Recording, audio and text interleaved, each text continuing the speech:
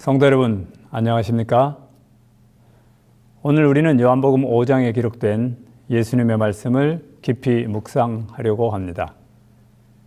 예수님께서는 자신의 말씀을 강조하기 위해 진실로 진실로라는 반복적 표현을 요한복음에 25회 사용하셨습니다. 예수님의 모든 말씀이 길이요 진리요 생명이기에 우리가 그 말씀에 주의를 기울이고 그 깊은 의미를 깨닫기 위해 노력해야 되겠지만 그 중에서도 원문에서는 아멘, 아멘으로 우리말 성경에는 진실로, 진실로라고 번역된 단어로 시작된 말씀들을 살펴보고 있습니다. 오늘 우리가 나누게 될 요한복음 5장에는 19절과 24절 그리고 25절에 진실로, 진실로라는 말씀이 기록되어 있습니다. 요한복음 5장 초반부에는 예수님께서 베데스다 연못가에 누워있는 38년 된 병자를 고치신 사건이 나옵니다. 이어서 치유를 받고 그동안 누워있던 자리를 들고 가던 병자에게 안식일을 범한다고 비판한 바리새인과 예수님의 논쟁이 기록되어 있습니다. 오늘 우리가 나누는 세 구절의 말씀은 이 논쟁의 일부분으로 영생과 멸망에 대한 매우 중요한 말씀이 담겨져 있습니다. 첫 번째로 요한복음 5장 15절부터 있는 말씀을 같이 보겠습니다. 우리 성도 여러분들께서 성경을 펴시고 같이 낭독해 주시면 고맙겠습니다. 15절입니다. 그 사람이 유대인들에게 가서 자기를 고친 이는 예수라 하니라. 그러므로 안식일에 이러한 일을 행하신다 하여 유대인들이 예수를 핍박하게 된지라. 예수께서 저희에게 이르시되 내 아버지께서 이제까지 일하시니 나도 일한다 하시매 유대인들이 이를 인하여 더욱 예수를 죽이고자 하니 이는 안식일만 범할 뿐 아니라 하나님을 자기의 친아버지라 하여 자기를 하나님과 동등으로 삼으심이로라. 19절입니다. 그러므로 예수께서 저희에게 이르시되 진실로 진실로 너희에게 이르노니 아들이 아버지 하시는 일을 보지 않고는 아무것도 스스로 할 수 없나니 아버지께서 행하시는 그것을 아들도 그와 같이 행하느니라. 이 말씀은 본문에 기록된 대로 예수님께서 유대인들에게 하신 말씀입니다. 당시 유대인들은 예수님께서 안식일에 병자를 고치신 것과 하나님을 자신의 아버지로 부르신 것 때문에 그를 죽이려 했습니다. 예수님께서는 이러한 비난과 오해 속에서 자신이 하나님 아버지와 완전히 하나됨을 주장하십니다. 이것을 유대인들은 신성모독, 곧 인간이 자신을 하나님으로 주장하는 것으로 받아들였습니다. 하나님이 아버지이시면 아들 역시 하나님이시기 때문입니다. 이에 예수님은 진실로 진실로라고 말씀하신 후에 아들이 아버지의 하시는 일을 보지 않고는 아무것도 스스로 할 수 없다고 말씀하셨습니다. 아들이 아무것도 스스로 할 수 없다. 이 말은 아들이 아버지와 완전한 일치를 이루고 있다는 의미입니다. 이것은 예수님이 하나님 아버지의 뜻을 완전히 따르고 그분의 일을 완전하게 행하시기 때문에 하나님의 아들이 될 수 있다는 말씀이 아닙니다. 그분이 하나님의 아들이시기 때문에 그가 행하는 모든 것이 하나님의 뜻과 행위와 동일하다는 의미입니다. 그분은 하나님이시기에 하나님의 아버지와 동일하게 행하시는 것입니다. 이는 우리에게 매우 중요한 교훈을 줍니다. 우리 역시 하나님의 뜻에 순종하며 살아가기 때문에 하나님의 자녀가 될 수 있는 것이 아니고 하나님의 자녀가 되었기 때문에 우리의 삶의 모든 것이 하나님의 뜻과 일치된다는 것입니다. 예레미야는 그의 책 31장 33절에서 그날 후에 내가 이스라엘 집에 세울 언약은 이러하니 곧 내가 나의 법을 그들의 속에 두며 그 마음에 기록하여 나는 그들의 하나님이 되고 그들은 내 백성이 될 것이라고 갈파했습니다. 이사야는 이사야서 51장 7절에서 이런 사람들을 의를 아는 자들, 마음에 하나님의 율법이 있는 백성들이라고 칭했습니다. 하나님의 법이 내 마음에 자리 잡을 때 하나님의 말씀과 성령의 인도하심에 따르고자 세미한 음성에 귀 기울이고 그것을 따라 살아갈 때 그것이 하나님의 법이 내 마음에 있는 증거이고 그것이 곧 주님이 나의 주인이시며 내가 그분의 백성이라는 증거입니다. 성도 여러분, 오늘 나의 삶에서 뿜어져 나오는 삶의 향기가 하나님의 자녀의 냄새입니까? 두 번째로 요한복음 20장에 있는 말씀부터 같이 읽도록 하겠습니다. 아까처럼 성도님들도 같이 소리내서 읽어주시기 바랍니다. 아버지께서 아들을 사랑하사 자기의 행하시는 것을 다 아들에게 보이시고 또 그보다 더 큰 일을 보이사 너희로 기히 여기게 하시리라. 아버지께서 죽은 자를 일으켜 살리심과 같이 아들도 자기의 원하는 자들을 살리느니라. 아버지께서 아무도 심판하지 아니하시고 심판을 다 아들에게 맡기셨으니 이는 모든 사람으로 아버지를 공경하는 것 같이 아들을 공경하게 하려 하심이라. 아들을 공경치 아니하는 자는 그를 보내신 아버지를 공경치 아니하느니라. 24절입니다. 내가 진실로 진실로 너희에게 이르노니 내 말을 듣고 또 나 보내신 이를 믿는 자는 영생을 얻었고 심판에 이르지 아니하나니 사망에서 생명으로 옮겼느니라. 하나님은 자기의 행하시는 것을 다 아들에게 보여주셨습니다. 그리고 그것보다 더 큰 일을 우리에게 보여주시려고 하신다고 했는데 그것은 첫째로 아들로 하여금 21절에 기록된 사람을 부활시키게 하고 21절에 기록된 세상을 심판하게 하시는 것입니다. 이렇게 하는 것은 사람들이 아들을 공경하기 위함인데 여기에 기록된 공경을 24절에서는 믿음으로 바꾸어 말씀하신 것으로 보입니다. 이렇게 하여 아들과 하나님을 믿는 자들에게는 첫째, 영생을 얻었고 둘째, 심판에 이르지 아니하고 셋째, 사망에서 생명으로 옮겨졌습니다. 이 구절은 우리가 예수님을 믿는 믿음이 얼마나 중요한지를 보여줍니다. 예수님을 믿는 자는 영생을 얻으며 하나님의 심판에서 벗어나 사망에서 생명으로 옮겨진다는 것입니다. 여기서 중요한 것은 영생입니다. 영생은 단지 우리가 죽지 않고 오래 사는 것 혹은 그 생명이 아니라 하나님과의 영원한 교제를 의미합니다. 그래서 하나님과 그 교제를 계속하면서 이르러 오는 것이 바로 영원한 생명인 것입니다. 예수님을 믿는 자는 이미 심판에서 벗어나 사망에서 생명으로 옮겨졌다는 것입니다. 우리 교회 주석에서 이 선언은 다가올 영생의 약속 이상을 뜻하며 신자가 자신의 생명을 공유한 주님과 연합될 때 현재 이곳, 곧 이 땅이죠. 이 땅에서도 그는 질적인 측면에서 영원한 삶을 시작할 수 있다는 보증이다라고 기록되어 있습니다. 또한 와인 여사도 하나님의 영이 사람의 마음에 믿음으로 받아들여지면 그것이 영원한 생명의 시작이다라고 강조합니다.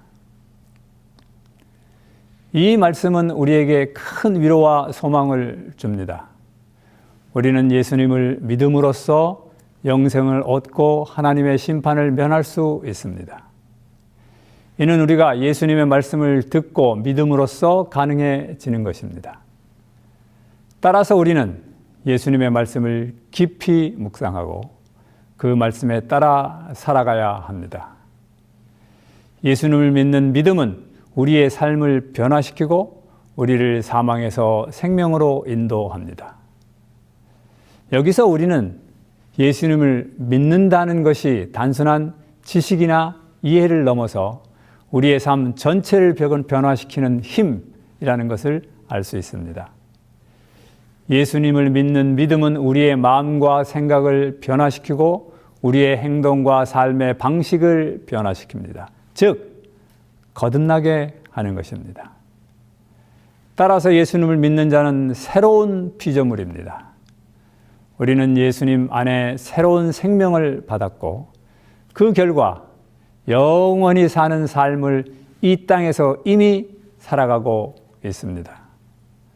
우리는 더 이상 옛사람이 아니고 영원한 삶을 살아가는 하늘의 시민인 것입니다. 세 번째로 요한복음 25장에 있는 말씀부터 같이 읽도록 하겠습니다. 성경을 좀 같이 읽어주십시오. 25절 진실로 진실로 너희에게 이르노니 죽은 자들이 하나님의 아들의 음성을 들을 때가 오나니 곧 이때라. 듣는 자는 살아나리라. 아버지께서 자기 속에 생명이 있음같이 아들에게도 생명을 주어 그 속에 있게 하셨고 또 인자됨을 인하여 심판하는 권세를 주셨느니라. 이를 기이히 여기지 말라. 무덤 속에 있는 자가 다 그의 음성을 들을 때가 오나니 29절입니다. 선한 일을 행한 자는 생명의 부활로 악한 일을 행한 자는 심판의 부활로 나오리라. 예수님께서는 죽은 자들이 하나님의 아들의 음성을 들을 때가 올 것이라고 말씀하십니다. 이는 예수님의 부활과 우리의 모두의 부활을 예고하는 말씀입니다. 예수님께서는 자신의 음성을 듣고 살아날 자들이 있을 것이라고 하십니다. 이는 1차적으로 예수께서 재림하실 때 육체적인 부활이 있을 것을 확실하게 선언하신 것입니다. 28절과 29절에서 무덤 속에 있는 자가 다 그의 음성을 들을 때가 온다고 말씀하셨습니다. 무덤 속에 있는 자가 부활하는 것은 예수님께서 재림하실 때를 의미하는 것이죠. 그때 선한 일을 행한 자는 생명의 부활로 악한 일을 행한 자는 심판의 부활로 나오게 되는 것입니다. 예수님은 이 말씀을 매우 분명하게 알려주셨습니다. 성도 여러분, 그렇습니다. 세상에 여러 가지 슬픈 일이 많지만 사랑하는 사람들과 죽음으로 말미암아 헤어지는 것보다 더 큰 아픔과 슬픔이 어디 있겠습니까? 사람들은 죽음으로 인해 헤어지는 것을 생각하게 하는 의식을 영결식, 즉 영원히 결별하는 의식이라고 합니다. 다시 만날 수 없는 이별이라는 것이죠. 그러나 여기 예수님께서 주시는 소망이 있습니다. 죽은 자들이 주님의 음성을 듣고 다시 살아날 것입니다. 또 이 말씀은 24절의 말씀과 연결이 되어서 이 땅에서 하나님을 떠나 영적으로 죽어 있는 사람들이 예수님의 음성을 듣고 믿으면 이 세상에서 영적으로 다시 살아나게 된다는 것도 포함하고 있습니다. 에스겔서 37장에는 영적으로 죽어 있는 이스라엘 백성들을 상징하는 마른 뼈들을 말씀으로 생기를 불어 넣어서 살아나게 하시는 이상이 기록되어 있습니다. 5절입니다. 주 여호와께서 이 뼈들에게 말씀하시기를 내가 생기로 너희에게 들어가게 하리니 너희가 살리라. 이와 같이 예수님의 음성을 듣고 믿는 자들은 현재의 상태에 상관없이 영원한 새 생명을 얻게 됩니다. 이는 우리가 예수님과의 관계 속에서 새로운 생명으로 시작되는 새로운 삶을 시작하게 된다는 것을 의미합니다. 예수님의 말씀은 우리를 살리고 우리에게 새로운 생명을 주십니다. 이 생명으로 살아가다가 죽은 사람들은 생명의 부활로 나올 것입니다. 왜냐하면 그가 가진 이 세상에서의 생명은 이미 영원한 생명이기 때문에 그것으로 이 땅에서 잠시 살다가 잠시 잠을 자고 일어나면 그것이 생명의 부활 때가 되기 때문입니다. 사랑하는 성도 여러분, 오늘 우리는 예수님의 진실로 진실로라는 말씀을 통해 중요한 교훈을 얻었습니다. 예수님께서는 하나님의 뜻에 완전히 순종하심으로 그분이 하나님이심을 나타내셨습니다. 그리고 우리가 어떻게 하나님과 함께 그분의 뜻을 이루어 갈 수 있으며 그렇게 완전하게 그분의 뜻을 따라가는 사람을 통해서 하나님은 무엇을 이루실 수 있는지를 보여주셨습니다. 또한 예수님은 우리가 예수님을 믿음으로써 영생을 얻을 것이 아니라 이미 우리는 얻었고 사망에서 생명으로 옮겨질 것이 아니고 이미 옮겨졌다고 매우 엄중하게 선언하셨습니다. 오노다 히로라는 사람이 있습니다. 일본 제국의 육군 정보 장교로서 그는 1944년에 필리핀 루방섬에 파견되었습니다. 그는 그 섬을 사수하도록 명령받았는데 죽거나 항복해서는 안 된다는 상관의 명령을 받았고 전쟁이 끝난 후에도 이 명령을 엄수하며 정글에서 숨어서 지냈습니다. 오노다 히로는 1945년에 전쟁이 끝났고 가족들을 비롯해서 여러 사람들이 이제 전쟁이 끝났으니 밀림에서 나오라고 설득했지만 이 모든 것을 연합군의 회유라고 믿었습니다. 그러다가 1974년 3월 9일에 그의 옛날 상관이 직접 필리핀으로 와서 해임 명령을 내릴 때까지 약 29년 동안 정글에서 생활했습니다. 왜 오노다 히로는 정글에서 살았습니까? 아직까지 전쟁이 계속되고 있었기 때문입니까? 지금도 여전히 연합군들이 필리핀을 침공하고 있었기 때문입니까? 아닙니다. 그 모든 상황은 전혀 많이 변화됐지만 그가 이것을 믿지 않았기 때문인 것이죠.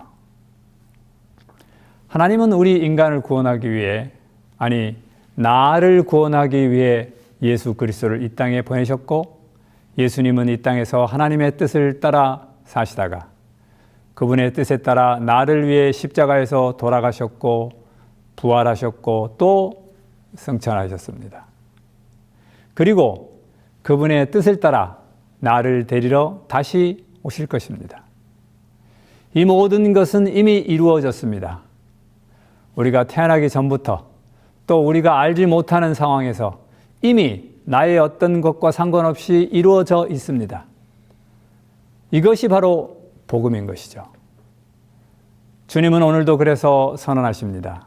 내 말을 듣고 또 나 보내신 이를 믿는 자들은 영생을 얻었고 심판에 이르지 아니하고 사망에서 생명으로 옮겨졌다고 말합니다. 이런 모든 것들이 이미 이루어져 있습니다. 그것은 내가 무엇을 했기 때문에 아니라 예수님께서 그렇게 하셨기 때문입니다. 그래서 오늘 예수님은 이제 이것을 받아들이고 더 이상 밀림에서 살지 말라고 호소하십니다. 광명한 삶을 살아가도록 호소하는 것이죠. 혹 우리 중에 생명의 시여자이신 하나님을 떠나 있어서 영원한 생명이 아닌 잠깐만 버틸 수 있는 일시적인 생명으로 살아가시는, 곧 살아있으나 죽어있는 분이 있으십니까?